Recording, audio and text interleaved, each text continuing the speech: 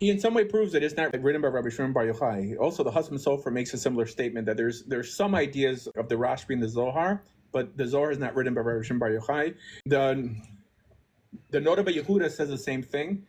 It's not such a monolithic idea. Yes, the majority of people accept the Zohar nowadays, but might doesn't make right. Rov only really applies with the Beis Din Gadol. Like if they're voting on a case, then majority rules.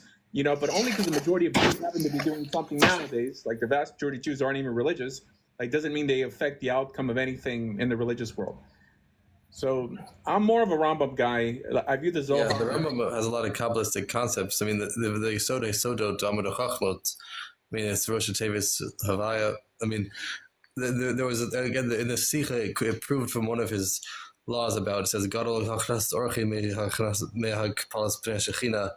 That was actually not in the Talmud, but that's only in the Zohar. And he said based on that passage, that was proof of that the Rambam knew the Zohar. And there was also in that Sikha, I could send you in on the PM, but there's an entire list of sources of books that prove how the Rambam knew about the Zohar. I can send it to you later if you want. It's most likely the other way around, that the author of the Zohar knew about the Rambam. But the Rambam was for sure mystical, right? I mean, in the Gemara, we have like Masim or Kava.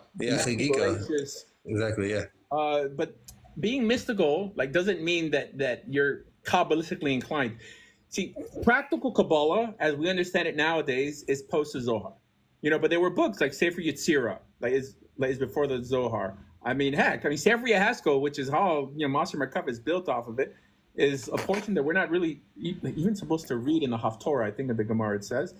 So yes, there were problematic ideas even back then, but the Zohar just made them popular, essentially. Like Gilgul, all right? But the idea of Gilgulim predated the Zohar, but no one really spoke about it. There's Kabbalah teachings that have been around, not necessarily the formal Zohar text, but we believe the Zohar was also written by Yom Shemachai, but the teachings themselves have also been around. I mean, the idea of not sleeping in the sukkah, which goes back to the Gemara times. I mean, it says why that also similar things isn't based on Zohar. Yeah, Chabad. I mean, Chabad's known for not sleeping.